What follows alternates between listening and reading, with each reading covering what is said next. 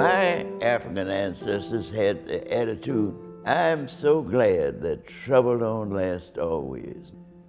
Regardless to race or gender, that's the way your ancestors felt. If your ancestors had not believed that there was a future, you would not even be here. Professor Black is walking hope.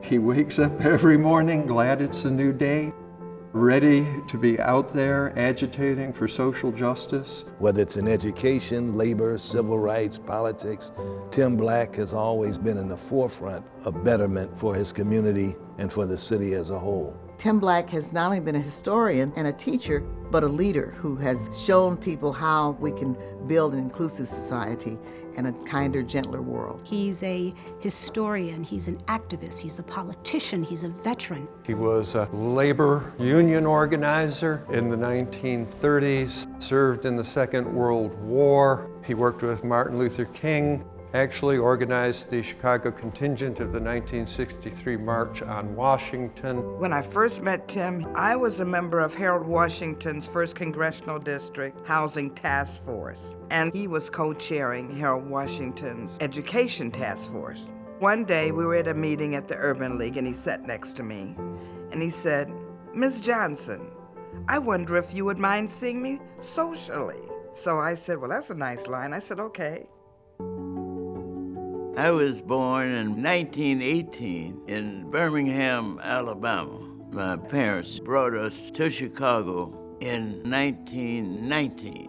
The south side of Chicago was a nurturing area because when we fled the south, we were also segregated in the north. And in that segregation, we created parallel institutions, parallel academic, parallel social, parallel economic, political, artistic.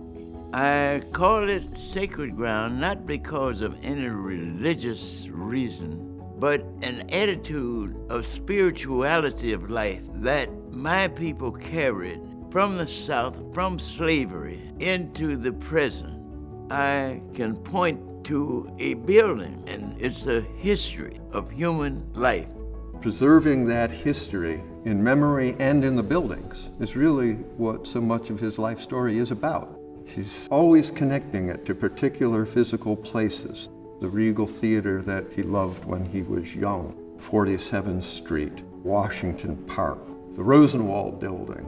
Tim remembers who played in the jazz clubs, who preached in the churches, and where the struggles for justice took place. All of these physical places as well as people, because they go together. He is, in fact, the personification of who Landmarks Illinois is. People saving places for people. That's Mr. Black. When you don't have a platform or where speaking out carries very heavy risks, how do you organize and how do you find your voice? At some point, someone has to take the risk. I have been fortunate to live more than 100 years. Eventually, we all will leave. What will our legacy be? Professor Black, Tim, thank you for being such a big part of my life.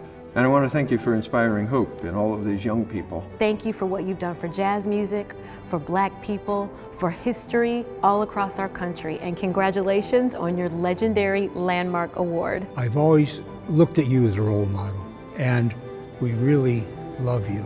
And we toast you with red wine, your favorite. You are a legendary landmark. Thank you for your kindness, for your generosity. I am beyond grateful to you for the way you've deepened my sense of my native place. All the best to you in your 100 years of greatness. You're an icon in our community, and we love you. Thank you for being a legendary landmark.